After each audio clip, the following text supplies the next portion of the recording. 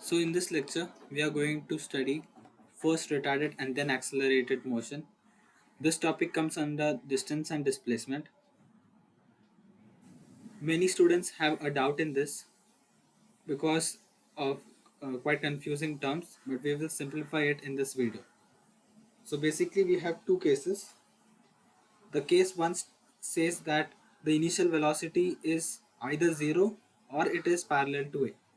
In this case, the distance and displacement both are equal.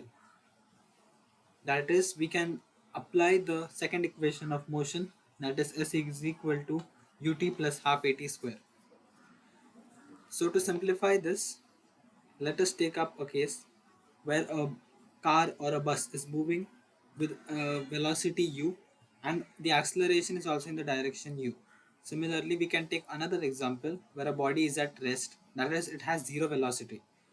The body is stationary while the body in the first has a simple accelerated motion. Both of these cases can be solved by using the second equation of motion. Also, the distance and displacement both are equal. So now let us go to the case 2, the first retarded and then accelerated. That is, u is anti-parallel to A,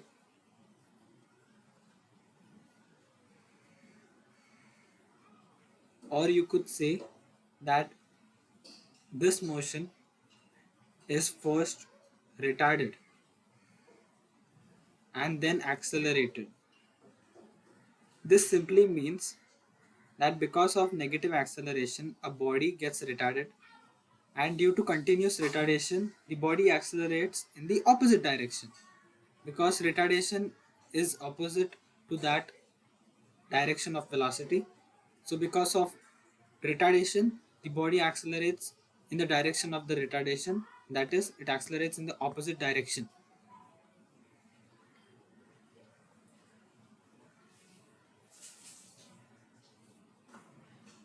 Going ahead, over here the relation is that distance is either greater than or equal to the displacement.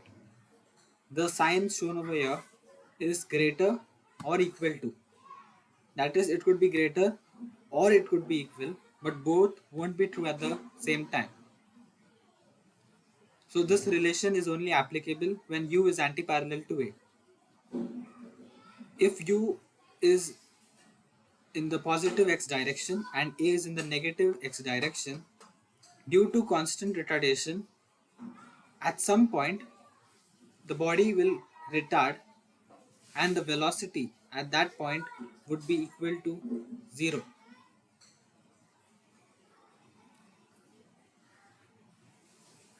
So because of zero velocity, the retardation will cause the body to change its direction and accelerate in the opposite direction with a u dash velocity. That is, it accelerates in the opposite direction. This causes the body to continue until an unbalanced or some other kind of force like the frictional force or the brakes to be applied on that object so that the body might stop. So if we take another example, if a body is moving towards right, at some point due to retardation, the velocity would be equal to 0. So the time interval for the body to reach the zero velocity is so known as t naught, and the time interval from v equal to 0 till the negative acceleration continues is known as t. This negative retardation, that is acceleration in the opposite direction, will continue till some unbalanced force counteracts. T naught is modulus of u by a. It is derived from v equals to u plus at. If we start from the starting position till v equal to 0, we get this formula. If t is less than or equal to t naught, the distance and displacement are equal. So to take an example, if a body is moving towards right, due to negative acceleration, it stops and it accelerates in the opposite direction. It stops, but it doesn't return. So this causes the distance and displacement to be equal.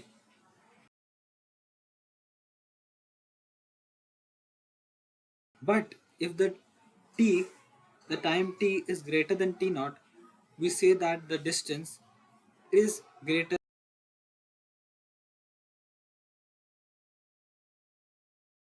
because if a body is moving towards right due to negative acceleration or retardation, the body will reach to a point where the velocity will be zero and it will accelerate in the opposite direction.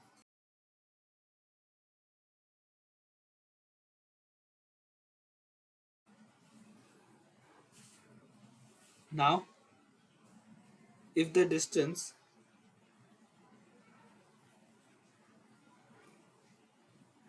is greater than the displacement, we know that the distance traveled is d1 and d2 is the displacement traveled. We know that d1 is the distance traveled before coming to rest, that is u square upon 2a, and d2 is the distance traveled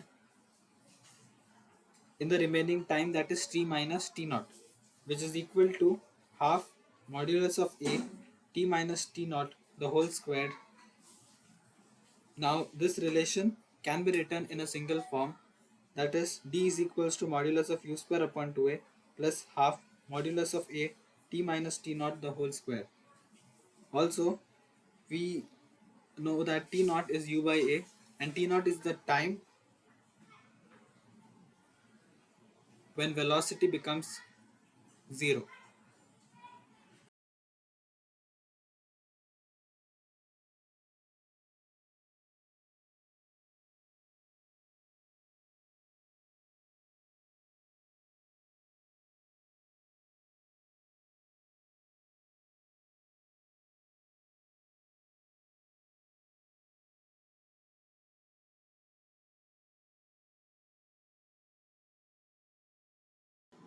So over here the initial velocity is given as 40 meters per second, while the time it takes to stop is not given. So when a ball is projected vertically upwards with a velocity of 40 meters per second, the first thing we need to find here is the time it takes for the velocity to become 0. Here, the formula states it is the modulus of the initial velocity upon the acceleration.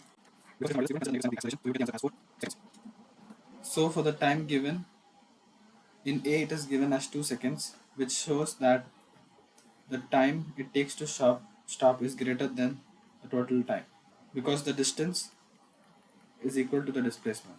The second equation, distance is equals to s is equals to ut plus half at square, 60 meters. So this is the answer of E. While in B they have given us the time to be 4 seconds. Now the time it takes to stop is also equal to 4 seconds. Therefore t is also equal to t naught. So because of that, the distance and displacement will also be equal.